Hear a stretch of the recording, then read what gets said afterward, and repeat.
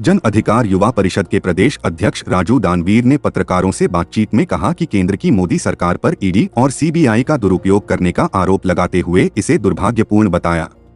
उन्होंने कहा कि भ्रष्टाचार पर चोट जरूरी है, लेकिन यह एक तरफा नहीं होना चाहिए। उन्होंने कहा कि भाजपा इन दिनों देश में ईडी और सीबीआई का इस्तेमाल सिर्फ विपक्ष को खत्म करने के लिए कर रही है, जबकि उनके अपने कई मंत्री और नेताओं ने भी भ्रष्टाचार से संपत्ति बनाई है, उस पर वह कुछ नहीं कर रही है। उन्होंने उक्त बातें हिलसा बाजार में मां काली पूजा अर्चना और कराय पर शुराय के डियाम्बा गांव में मजार पर चादरपोशी के बाद कही। उन्होंने कहा कि आज देश के युवाओं के सामने बेरोजगारी और महंगाई बड़ी समस्या है। बढ़ती महंगाई ने लोगों की कमर तोड़ रखी है, लेकिन सरकार का इस ओर कोई ध्यान नहीं है।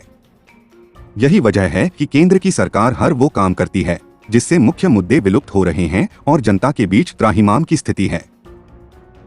दानवीर ने कहा कि मोदी सरकार की मंशा न सिर्फ विपक्ष को खत्म करने की है, बल्कि महंगाई, बेरोजगारी, सुरक्षा जैसे मुद्दों से सबका ध्यान भटकाने की भी है।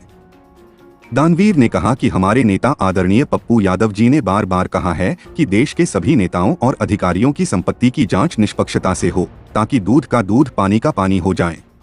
वरना विपक्ष को निशाने पर लेकर दुर्भावनापूर्ण कार्रवाई से गलत परंपरा की शुरुआत होगी। यह हमारे लोकतंत्र के लिए अच्छा नहीं होगा। इस मौके पर पार्टी के सैकड़ों नेता व कार्यकर्ता मौजूद रहे। आज खासकर हिलसा विधानसभा का मेरा दौरा रहा और मेरे लिए सौभाग्य की बात है कि एक जगह हिलसा की धरती पर हमने मां काली की पूजा याचना की, वहीं दूसरी जगह ये कराय परसुराय अंतर्गत पड़ता है डियामा गांव में उस मेले में हम लोग सम्मिलित हुए और ये मेला में आकर हमें ये लगा कि बहुत ही मैंने दूसरी तरह का मेला है, अमन चैन का मेला है, प्रेम भाव का मेला है। और यहाँ पर आकर हमने मजार पर चादर पोशी की और साथ ही पूरे प्रदेश, हमारे विधानसभा हिलसा विधानसभा समेत पूरे प्रदेश के लिए अमन चैन की याचना की, कामना की।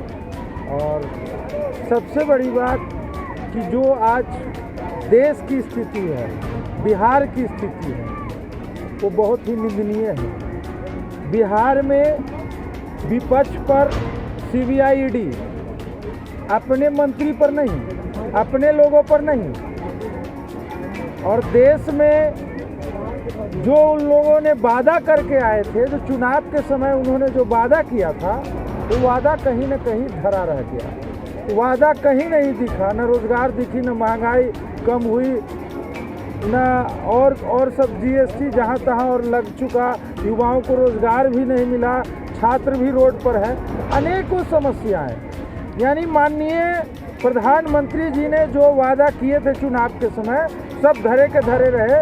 आज स्थिति ये है कि अपने नाकामियों को छिपाने के लिए उन्होंने सीबीआई, ईडी जैसे संवेदनशील संस्थानों का दुरुपयोग किया है।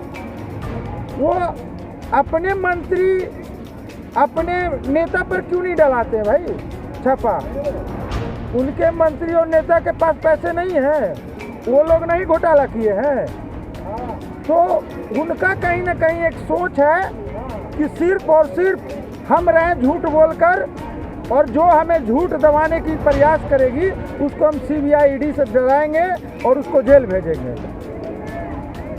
पूरे देश की जनता देख रही है, कहीं ना कहीं परिवर्तन की ओर मुड़ चुकी है, और इसमें सबसे अहम भूमिका देश की बड़ी पार्टी, केंद्रीय पार्टी जो है वो निभाएगी।